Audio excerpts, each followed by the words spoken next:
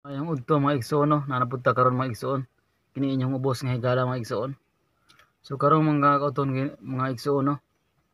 Una sa tanan mga igsoon, ako magpasalamat sa atong Ginoong Hesukristo nga aniya pata karon mga igsoon gitagan kita niyag mga maayong panglawas.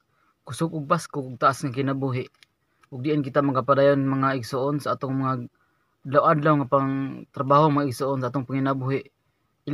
Labi na jud mga igsoon sa atong pag-alagad sa atong Ginoong Hesukristo. Anining kaudtohon mga igsoon, ako manghatag kaninyong mga ebanghelyo. Maguluhan kani mga igsoon ang mga bakakon nga magtutudlo. Sa ato day mga igsoon na day bakakon day nga magtutudlo mga igsoon. Kumbaga kung naay nagtudlo nga matarong ay nagtudlo nga tinuod mga igsoon, napo day nagtudlo nga bakakon mga igsoon. Mabasa kani diri mga igsoon diri sa 1 Juan kapitulo 4 bersikulo 1. Diri ta sugod sa 1 mga igsoon, padulong sa 5 mga igsoon. Atong unang basahon mga igsoon ang balaang kasulatan gikan sa atong Ginoong Hesukristo. Diri ta sugod sa 1 mga igsoon. Mga hinigugma, dili ninyo pagtuuhan ang tanan nga espiritu, kundili sulayan ninyo ang mga espiritu kung iya ba kini sa Dios. Sa ato mga igsoon, naagay dili iya sa Dios mga igsoon. Naingon ang Dios nga atong sulayan kini kung siya iya ba sa Dios sa atong Ginoong Hesukristo. Padayon ta mga igsoon. Kay daghang bakakon nga mga manalagna nga nanungha sa kalibutan. Yes mga igsoon. Karon nga panahon mga igsoon daghan gyud mga igsoon. Daghan ang nanungha mga igsoon nga sila daw ang anak sa Dios. Sila daw ang gamahanan mga igsoon. Sila nagtudo sila nga mga bakakon day mga igsoon. Atong balikon mga igsoon. Mga hinigugma, dili ninyo pagtuuhan ang tanan nga espiritu, kundili sulayan ninyo ang mga espiritu. Kay kung iya ba kini sa Dios, kay ang daghang nga bakakon nga mga manalagna nga nanungha sa kalibutan. Ito bantay ta mga igsoon. Dili ta magpasagad og pagtugtoo mga igsoon. Tusang susihon mga igsoon kung kini ang ilang gipadala sangyaw kanato kung kini sugo ba sa atong Ginoong Hesukristo. Ug kini matuod ba mga igsoon. Atong padayon mga igsoon. Niini hiilhan ninyo ang espiritu sa Dios. Ang tanang espiritu nga nagsugid nga si Hesukristo mianhi sa sulod sa unod iya sa Dios. Sa ato pa day mga igsoon, ato day mailhan igsoon. Ang Ginoo nag-ingon atong balikon sa dos mga igsoon. Niini hiilhan ninyo ang espiritu sa Dios.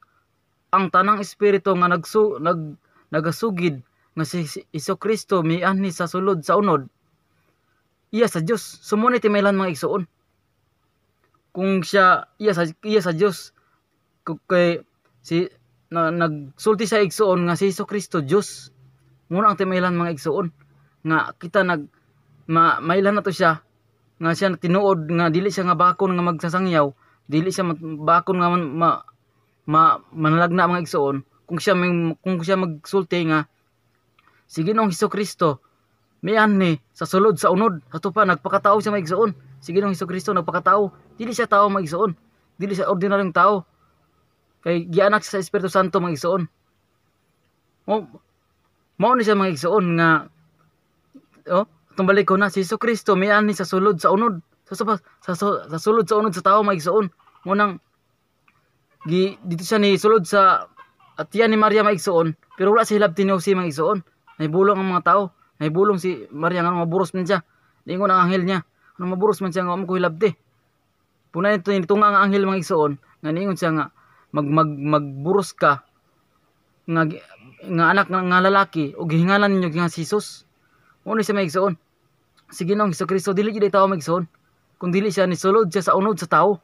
Munang kung musulod kay anak man siya sa Dios mga igsoon, si Ginoong Hesukristo, anak man siya sa amahan. Siyempre kung espiritu siya mga igsoon, dili siya makita. Misulod siya sa tao, siyempre pag anak niya tao. O mo ni gyud ni igsoon no? Misulod sa unod siya sa Dios. Minani sa sulod sa unod sa tao. Iya sa Dios. Atop iya sa Dios mga igsoon. Atong balik ko mga igsoon. Kung Siyempre kung sulod siya sa lawas sa tao, siyempre ini gawas tao kung magigsoon. Lisod tagaan ta ka example magigsoon kung masabtan ninyo para na isang bingay magigsoon. Siyempre kung nisulod siya sa kanding magigsoon, siyempre kanding po niyang anak magigsoon. Dili pwede kung nisulod siya sa kanding pag anak niya kabayo, dili pwede magigsoon. Sa to pa kung musulod siya sa tao, ang niya pagawas niya magigsoon, tao pud magigsoon. Pero dili siya tao gyud magigsoon, kundi espiritu siya magigsoon, kamanan sa mga igsoon. Atong parayon sa tres mga igsoon. Ang tanang espiritu nga wala magsugid kang Hesukristo, dili iya sa Dios. Klaro kay maigsoon, tumalik ko na dili sa tres. Ug ang tanang espiritu nga wala nagsugid kang Hesukristo, dili iya sa Dios. Mo ni timaylan mga igsoon. Kung kana sa iya ba sa Dios, kay kung iya sa Dios mga igsoon, musulti siya nga si Hesukristo Dios nga mao'y mangluluwas sa tanang mga tao magigsoon atong padayon magigsoon. Kang og kini mao ang espiritu ni Antikristo nga inyong hindunggan nga moabot og karon ani ana sa kalibutan. Sa to pananalay mga igsoon kani mga bagakon nga magtutudlo magigsoon. Naa sa kalibutan magigsoon, nagsuri-suri ra mga igsoon. Kuni magbantay ta mga igsoon atong balikon mga igsoon sa tres.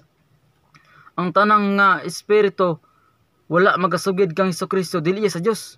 Ato pa katong mga nagtudlo mga igsoon nga wala nagsulti nga si Ginoong Hesus Dios, si Ginoong Hesukristo manuluwas, kani siya maigsoon, mao din siya Antikristo maigsoon. Antikristo ni siya maigsoon kung dili siya motuo maigsoon.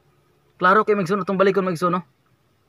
Og ang tanang espiritu nga wala magsugid kang Hesukristo, dili sa Dios. Og kini mao ang espiritu ni Antikristo. Sa to pa rin ada espiritu sa iya sa Dios, napoy espiritu sa ni Antikristo maigsoon. Sama na ko karon mga igsoon, kung ako wala nito ni Ginoong Hesukristo, mahimo kong espiritu sa Antikristo maigsoon. Apan ako nito man ni Ginoong Hesukristo nga si Ginoong Hesukristo nga Dios. Nga siya ni sulod sa unod sa iya sa Dios. Ato pa ako maigsoon, dili ko mahimong bakakon maigsoon, kundi nagtudlo ko sa tinuod mga igsoon, sa kamatuoran mga igsoon. Padayon ta mga igsoon. Mga anak, iya kamo sa Dios ug kamo nakadaog kanila. Tungod kay siya nga anaa kaninyo labi pang dako kaysa anaa sa kalibutan. Yes mga igsoon. Padayon ta sa mga sa 5 mga igsoon. Sila iya sa kalibutan busa ginasulti nila ang iya sa kalibutan. Stop iya din sa kalibutan mga igsoon kanang dili sila mutuo nga si Ginoong Hesukristo nga Dios. Antikristo na rin mga igsoon. Kanang dili mutuo mga igsoon atong padayon sa 5 igsoon. Sila iya sa kalibutan, iya na sa kalibutan mga igsoon. Tumadayon nun. Busa ginasulti nila ang iya sa kalibutan ug ang kalibutan nagapatanglingog kanila. So mo na mga igsoon no. Sa mubura tong tema karon mga igsoon.